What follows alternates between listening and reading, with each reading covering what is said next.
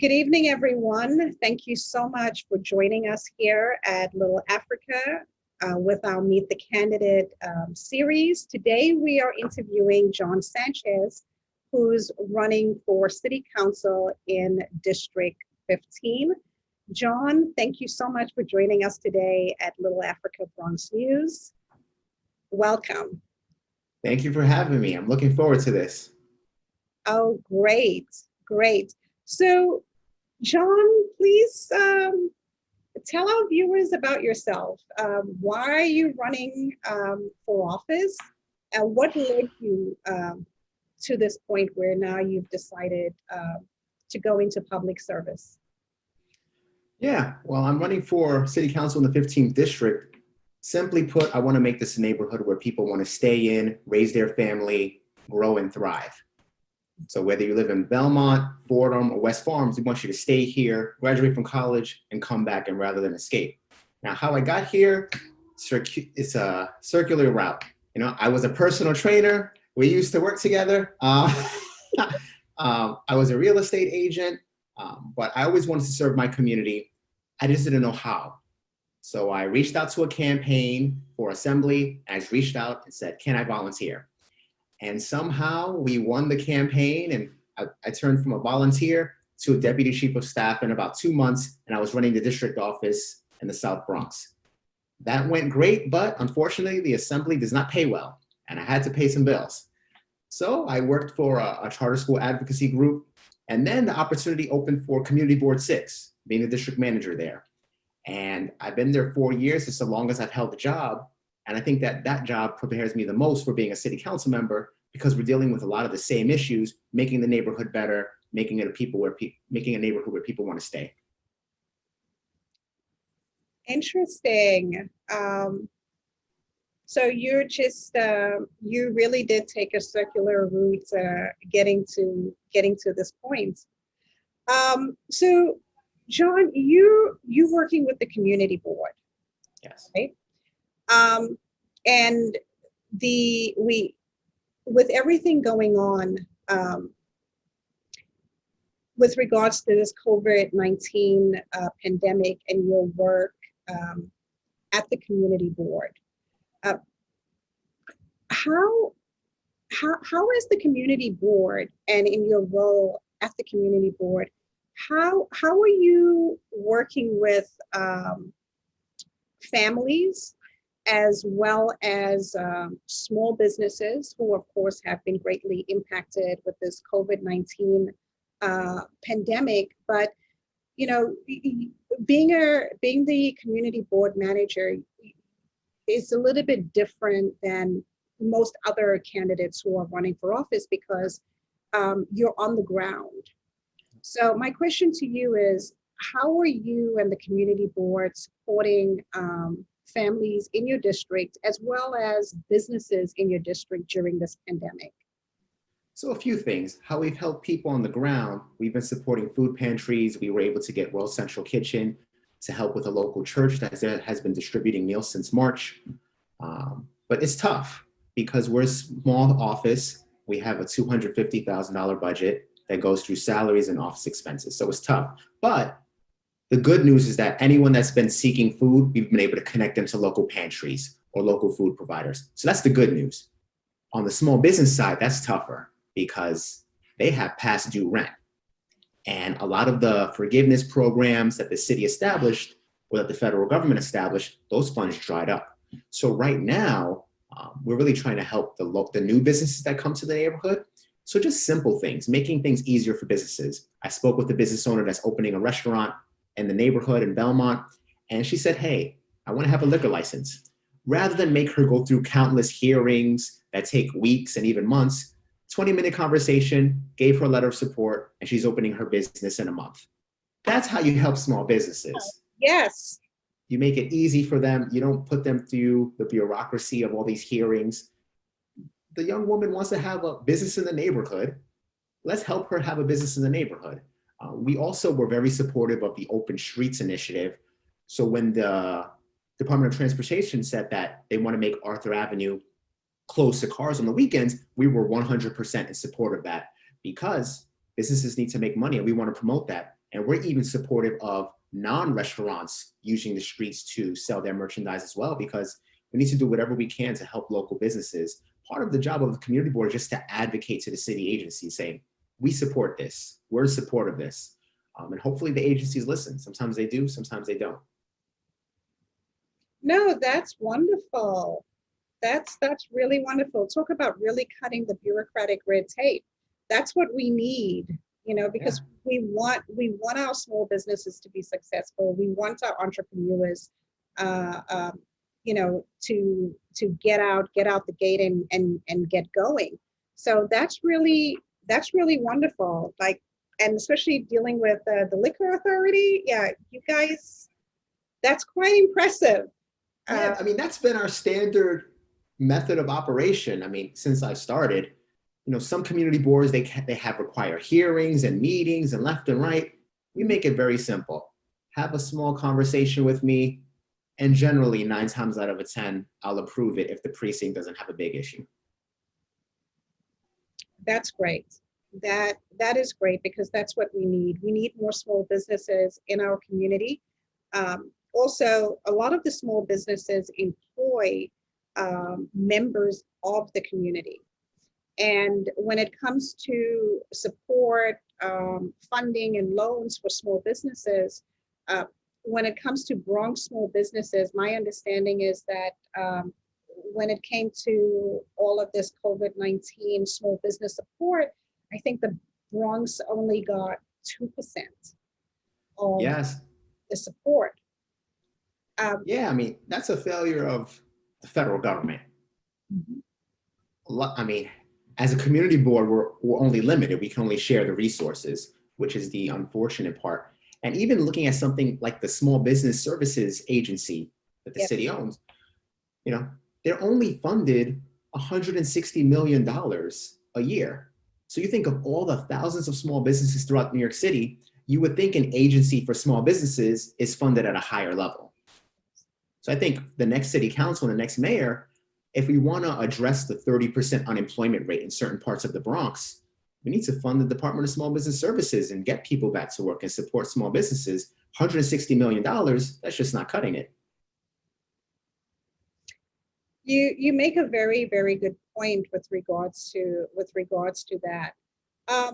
So John, in our conversation, one of the things, I think I called you a policy nerd. Yes. When it comes to New York City and public policy, as a city councilman, how would you go about engaging your constituents in legislation, in public policy that you're going to push? For example, what policies would you push to help so many families affected with this COVID-19 pandemic, families that are facing eviction? Granted, the moratorium on, we have a moratorium on evictions, I think until January, but those families will be in arrears. And there's this push for affordable housing.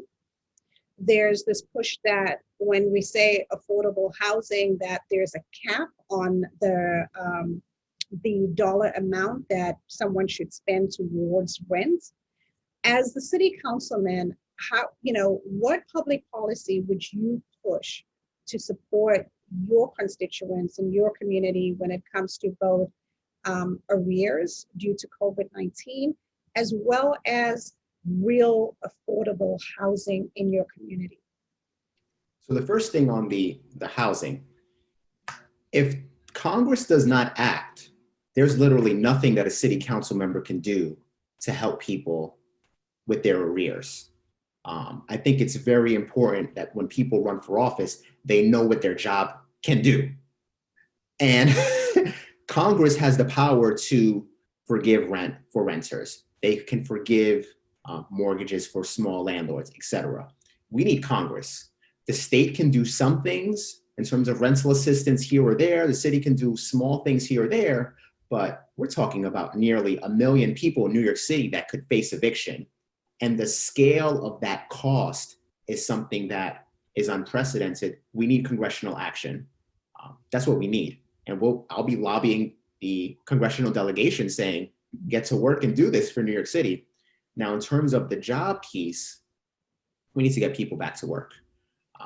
And I think, one, it's important that everyone knows city council members get something called discretionary funds. $500,000 for expense funding, which is for nonprofits, $5 million for capital. It's important that as a city council member, I'm investing in job development, workforce development projects. So that means there's a construction project, put money towards a job development workforce center, ideally in an area that's owned by the city, such as the Old Fordham Library. When it comes to housing, let's talk bigger policy picture. We have outdated rules in this city that prohibit housing in certain parts of the neighborhood. For example, there are parts of Riverdale, Soho, Upper West Side, and Staten Island, which only allow single family homes. So they're explicitly prohibiting apartments from being built. In effect, they're segregating low-income people from living there.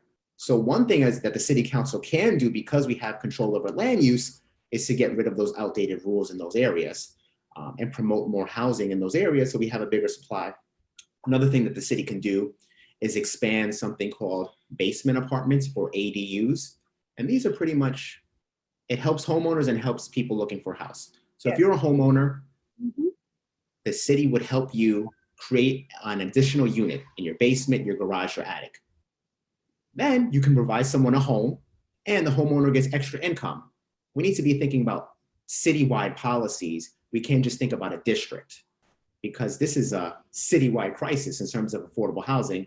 If we have more housing available, people have more options, prices go down.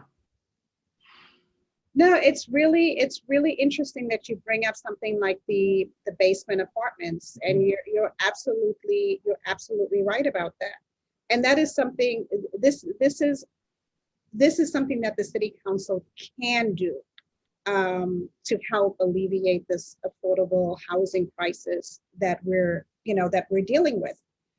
Yeah, and the thing is, it's important to know that there's not one thing that we need. We need state help. We need city help. We need more funding for one-shot deals for people that fall behind on rent. Yes. We also need to help people that are low income get better paying jobs so they don't fall into arrears in the first place. If you're making minimum wage, you're more likely to be facing arrears because you're just not making enough income. So I think it goes hand in hand. There's not one silver bullet for it, but there are things that the city can do in conjunction with the state that can make things better. Okay, so you mentioned, and you are right, a lot of this falls on Congress. But for, say, NYCHR, for example, still thinking about housing. Yes, we know that the funding for NYCHR comes from the federal government. But at the same time, it's October. Soon, by November, we're going to start hearing the stories, the news stories, the complaints, no heat, no hot water. We all know that the city's worst landlord, the worst landlord in New York City is the city. So as the next city council person, when a constituent, when a NYCHR resident comes to you and says, hey, there's no heat, there's no hot water, my apartment is dilapidated, there's mold, is there anything that you can do to help us?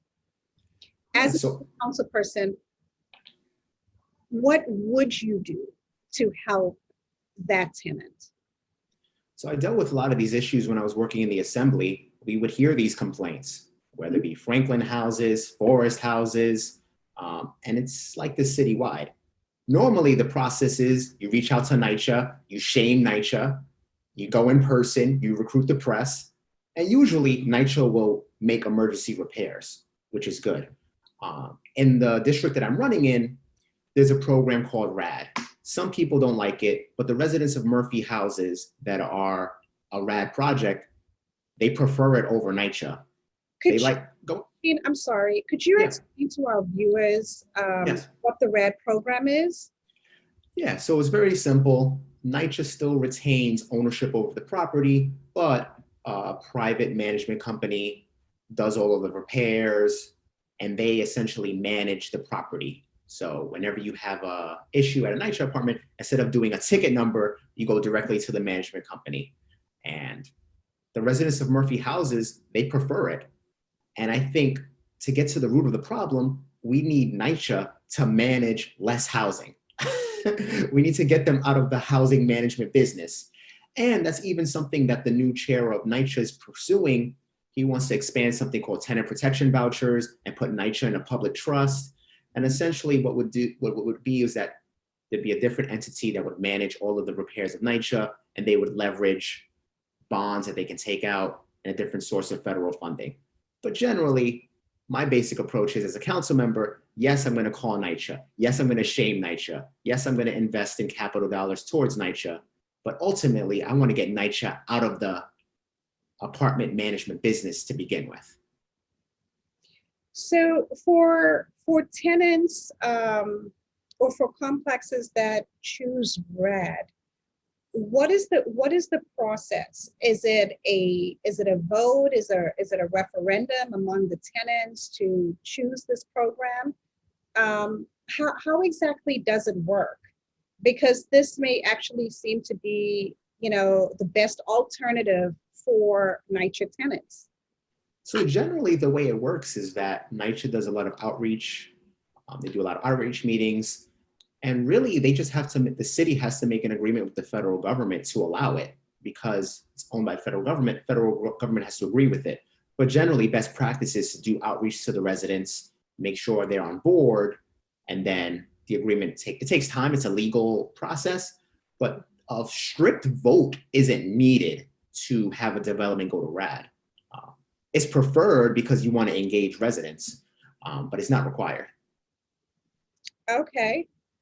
That's something that's something that is quite interesting and would definitely address a lot of the problems that tenants currently have with NYCHA. And it may be time for them to really go out of the housing management business. Already, I mean, there's about 60,000 units that have already converted or are on pace to convert to the RAD program. So there's only about 110,000 units left. And the city and the federal government, they're figuring out what can we do next, because the ultimate goal is to get NYCHA out of doing the day-to-day operations of managing these apartments, because they realize it's just too unwieldy for one entity to manage. Okay. So, John, speaking of government agencies having difficulty managing their responsibilities, let's talk about education. Let's talk about the Department of Education. So we're dealing with the pandemic.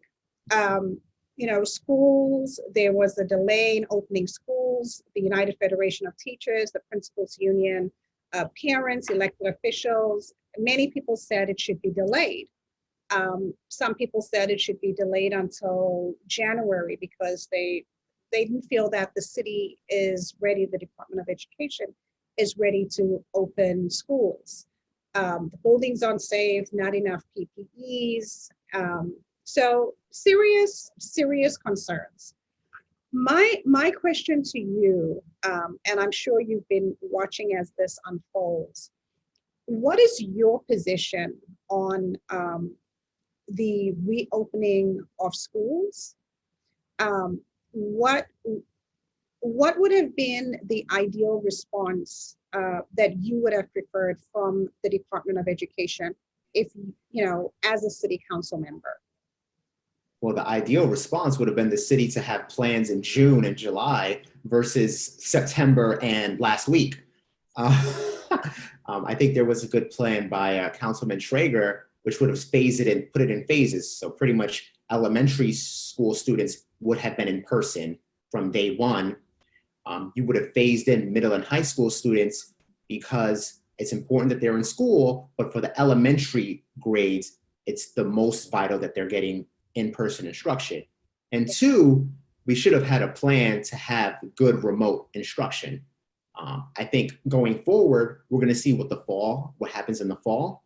But I think long term, we probably need to have summer school available for any student that wants it, because we're already seeing the Credo Institute already said that students have probably lost between 100 and 120 days of learning already because of the pandemic.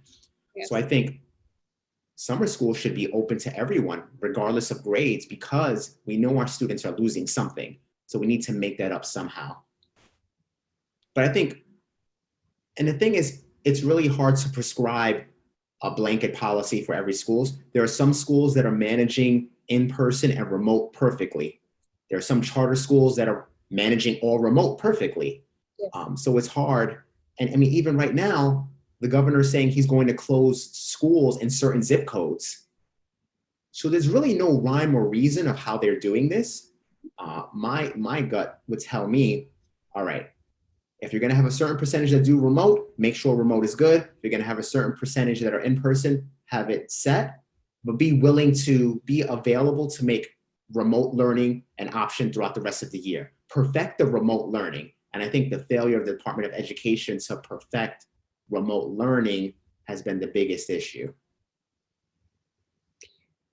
Yeah, I think a lot of people share your points of view. I think that the big question that everybody's asking is, what have they been doing for the last 6 months? Because clearly they are not prepared, and we have some charter schools who are doing great remote learning, as well as traditional public schools that have great, rigorous remote learning set up. But it's definitely a concern. And right now, speaking of the zip codes that the mayor and the governor have recently shut down, the 9 zip codes are, I think most of them are in Brooklyn and Queens, yes. The ones from New York City. If they're going to do any outside of New York City, I think it would be Rockland County. Yes. What is your point of view with regards to that? Because shutting down non-essential businesses, in your role as community board manager and working with small businesses in your community, restaurants and other businesses, is that something that you would oppose if the mayor says, okay, the zip codes in Council District 15, these are the zip codes that need to be shut down? How would you respond to something like that if you were the city council member? Well, it needs to be based on the science. And the thing is, right now, it's not based on the science. The mayor earlier this week said, I'm going to close these schools on Wednesday, but they can come in one day this week before Wednesday so they get one day of school. That's not based on science whatsoever. That's based on personal preference. Mm-hmm. Then the governor says, oh, if you're indoors, but more than 6 feet from someone, you don't have to have a mask on. So these policies are not governed by science. I think if you're seeing rising cases, obviously you're going to slow things down. Also, it has not been proven that the spread in these zip codes has been caused by the reopening of schools. It may have been caused by indoor church congregations, indoor restaurants, or indoor gyms. And also, a zip code can span a wide area of land. You probably should make it an individual school by school decision rather than a whole zip code. For example, I'm in 10458. 10458 goes from Southern Boulevard and the Bronx Zoo to, near Fordham University. That's literally a 15-minute walk. it's just not governed by science. But to answer your question, if cases are increasing, I would definitely want things to shut down because we want to keep people healthy. I mean, the Bronx is one of the hardest hit areas in the city in terms of deaths, infections, sicknesses, et cetera. But it has to be governed by the science. It can't be this political game between the governor and the mayor showing who has more power. No, you're absolutely right. It does need to be governed by science, and clearly it's not. And therein lies the problem, because with people can just cross the street and go into and be in another zip code and continue on with business as usual. So it's very concerning, trying to and confusing, trying to understand the decision-making process that both the mayor and the governors. It's just it's worrying because it doesn't make any sense. But if it were based on science, then I think people would be less critical of the actions that they're taking. So speaking about the Bronx, and the Bronx having, say, for example, one of the highest asthma rates in the nation. The Bronx, of course, got hit really hard with this COVID-19 pandemic. I don't know if you read the article in the City, the Yes. City website, where About the Cross Bronx. Yes, precisely. So what is your position when it comes to, and this is interrelated, when it comes to both healthcare and environmental justice? Because granted, I'm picturing your district, and I do see the Cross Bronx. Mm-hmm. I do see, the Major Deegan, the I-87. Mm-hmm. How, as a city council person, how would you address this crisis? Because it's literally a life and death crisis going on right now in the Bronx with regards to the pollution, the Cross Bronx Expressway, the high rates of asthma in the Bronx, including in your district. What policy or what action do you see yourself taking with your fellow council members to address this? So a few things come to mind. One, there is no area in the Bronx that has air that has good enough quality that meets EPA standards. So this is a borough-wide issue. Yes, there's no part of the Bronx that has air quality that meets EPA standards. And that's because we have the Cross Bronx, the Major Deegan, and the Bruckner. So just as a policy decision, we shouldn't have expressways through cities. We need to legalize clean air. Now, that's going to require some state help. There's a proposal to deck over portions of the Cross Bronx Expressway. That would be a major public works project. We'll need some federal dollars, state dollars, city dollars. I support that as part of my platform. But taking it on a smaller scale, what can a city council member do? Well, our city streets take up more than a quarter of all the land in New York City. So that's the opportunity.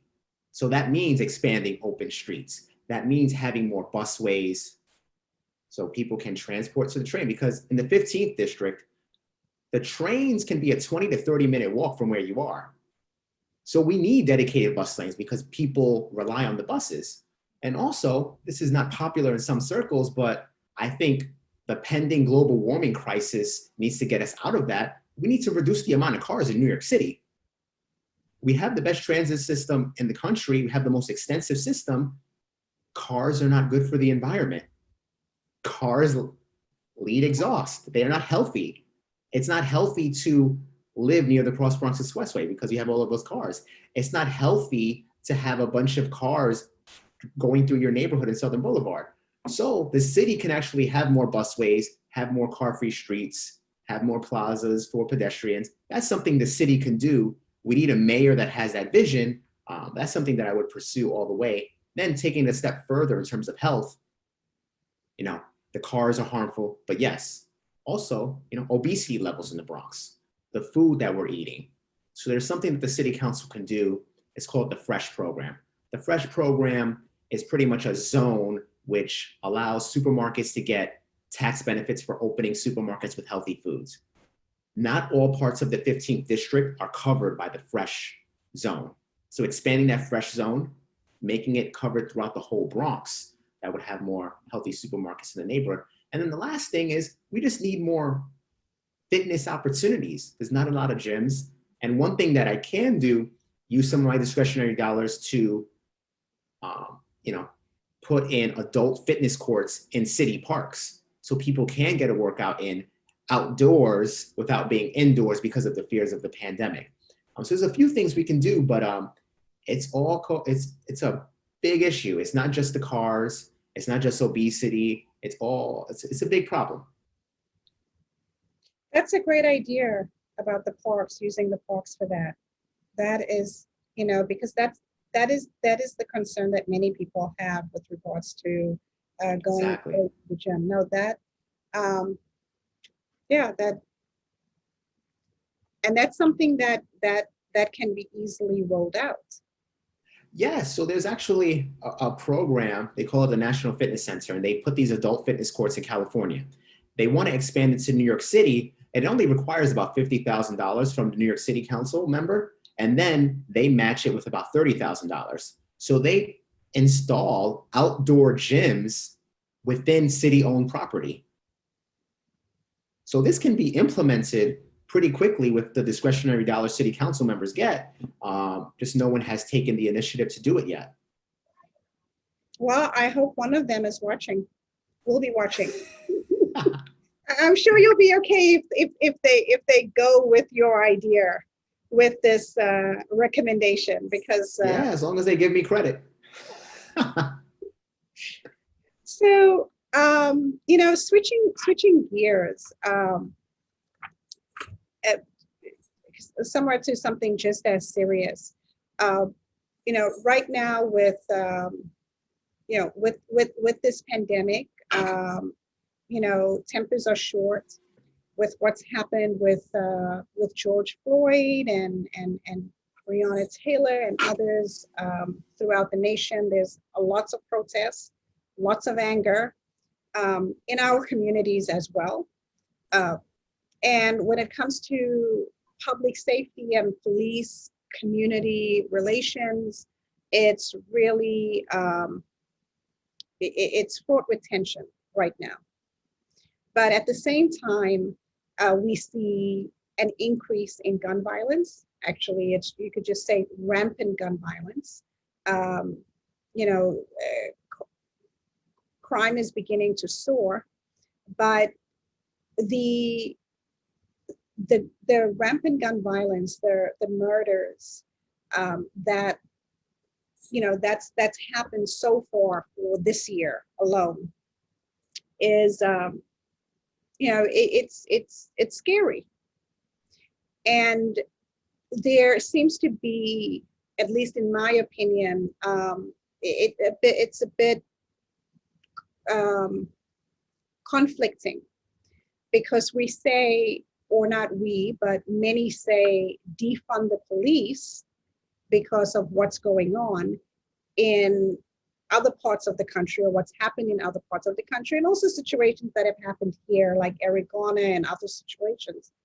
But at the same time, in our communities, we also need the police to protect us, to help stop the gun violence, to help stop the crime, to keep our children, our mothers, our family members safe. As a city council person, with this whole defund the police movement, and you know, this may be a heavy question for you, but as a city council person, if you were sitting there at the time of these budget hearings, how, you know, how would you have responded to this this movement, this demand at the last budget hearing when it comes to defunding the NYPD. And also as a city council person, how would you work together to improve NYPD and their relations with the community? So it's a loaded question. Yeah. Have to ask it. Yeah, so I'm actually proud that my community board was the only one in the Bronx that actually requested that the NYPD's budget be decreased. And we didn't do that as an attack on the police department. We thought about it very simply. The Bronx has been historically underinvested in. The mayor's budget proposal was to cut nearly $1 billion for affordable housing, cut a bunch of money for parks, sanitation. So our letters pretty much said, if you're going to cut all of these agencies, the NYPD can't be spared. And that's always been our stance. So I literally had Republican board members of mine that supported my letter. And I sent it to all of the other district managers in the Bronx, and none of them wanted to have their board approve it because they thought it was too risky. But the fact that I could get Republican members of my board to say, you know what, John, you're right. If you're going to cut some parks budget, you're going to cut the housing budget, the NYPD's budget can't be spared either. This is a shared pain for all of us. And the mayor's initial posture was to say the NYPD can't be cut at all, which I think we all can agree is silly. Now, taking it a step further, I think every agency, there can be some cuts that can be made. But I think to get to the root of the issue is that people in our communities feel like police aren't held accountable for the crimes they do. I think we need a mayor that establishes that the NYPD is under civilian control. Right now, there's a thought that the NYPD reports to no one. There's a thought process that the discipline process for NYPD officers is flawed. And the way you address that is by getting at the union contract. The reason why a police officer can literally murder Eric Garner and be on suspended leave with pay for 2 years is because of the union contract. Democrats typically don't like to talk like this, but if you want to hold public servants accountable, you need to modify the union contract. That's what governs this. This isn't the individual NYPD officer. This is the union contract. If you want to change how officers are disciplined, you need to attack the union contract. Now, how do you address police and community concerns? Well, I think if people realize that the police department is under civilian control, that's clearly established. There's a clear discipline process that everyone knows. Then I think things will get better. I mean, personally, I've been doing open gyms with the precinct for the past 2-3 years. We actually started doing open gym nights in response to the tragedy of Junior. You know, I sponsored open gym nights and we worked with the 48th precinct, and it went well and actually was strengthening ties. But I think until you get at the root of the union contract, you're going to keep seeing these incidents go on, and it's like a pattern. An incident happens, people protest, elected officials throw their hands up and say there needs to be more accountability, but no one wants to talk about the union contract. Gotcha. So I understand what you're saying about the union contract. What about improving the relationships between the community and NYPD? Clearly, you know, their trust is broken, but at the same time, we need them to protect us. So how can we mend that relationship? Because the cops, in, like you said, the cops in the streets, the cops on the beat, they don't really have anything to do with that union contract, but they're the ones that are here on the ground. So how do we improve, or how would you as the council member improve the community NYPD relationships with the community as well as with our youth? Because we have a lot of young people now who are afraid of the NYPD. So Mona, I think you made a great point. Whenever I speak to seniors, they love their local precinct and they love the officers around them. So there's a tension. You know, older people in the neighborhood love the police department and they want to see a bigger police presence. You have a younger generation that has a divergent view. So there's a few things I think you could do. One, expanding funding for the PAL. The fact that the PAL isn't as funded as it used to be is an issue because that's how young people have their first interactions with police officers. And there's a PAL center in the district, and it's not as funded the way it used to be. It should be funded more. That's one small thing. But also, just having officers, I think it'd be important to have more officers speak to high school students in general. But I think getting to the root of it, you mentioned that murder rates going up. Let's say we hit 600 murders at the end of the year.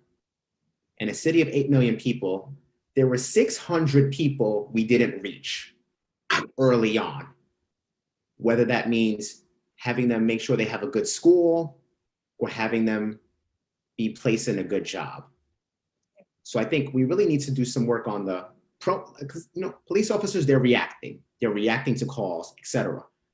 I think the defund the police movement, if you really look at what their philosophy is, why aren't we investing in education, job training programs, etc., so people don't have to resort to crime? Which is a fair argument. I just wouldn't call it defund the police. I would say shifting budget priorities. But I think it's also important to know that there are some people that probably will never be able to be rehabilitated. They are lifelong criminals and they deserve to be in prison. And to people on the far left, they can't believe something like that. But if you speak to the average person in the Bronx, they can say, you know what, some people just deserve to be in jail for the rest of their life. And that's something I can be supportive of. It's complex, it's not easy. No, indeed it is. It is a complex discussion. It's complicated. And I do want to give one story though. Mm-hmm. One story I just want to say, I usually go to the precinct meetings, etc. I speak to the commanding officer. I have great relations with the officers. I think it's important for people that are throwing out these statements about the police officers to actually go inside a precinct, go to a roll call at 10 p.m. where the sergeant on duty tells you, we had a shooting last night and we're expecting retaliation. Think of being put in that position and going to work knowing that you may not see your loved ones the next day. I think people don't understand the gravity of the situation when you're anticipating retaliatory shootings when you're working. And I think I encourage all people running for office or all people that are curious to do a ride along with the police department just to see what they face. That's not excusing any abusive behaviors, but we need to put each other in each other's shoes. Yeah. And too often in politics, we're not doing that. No. You are right about that. You are 100% right about that. So, John, to close, what are your closing remarks to our viewers and to your constituents, future constituents? Yeah, well, first, I enjoy the engaging conversation. It's a lot more substantive than what you see on Twitter nowadays, so that's great. But to the residents of the 15th district, I'm running because I have specific plans for the neighborhood, but I want to make this a neighborhood we all can enjoy. So everything from providing more opportunities for housing, providing job opportunities for people without a college degree, and making our neighborhood cleaner and more inviting. That's why I'm running for office. I grew up on 184th and Park Avenue, and it's an area where most people don't get accepted to Fordham University. I got accepted there. I turned them down. I went to NYU instead. Had a lot of great success, etc. But my story shouldn't be rare. Too often success stories in the Bronx are considered diamonds in the rough. I think the Bronx is a field full of diamonds. And I'm running to make sure that my story is common. Okay.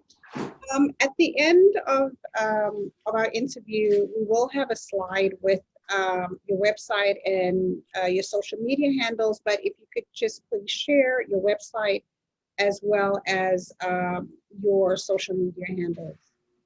Yeah, website is johnsanchezforny.com, Instagram, John Sanchez NY, Twitter, NY John Sanchez. Fantastic. Well, John, thank you so very much for joining us today. It's going to be very interesting watching your race.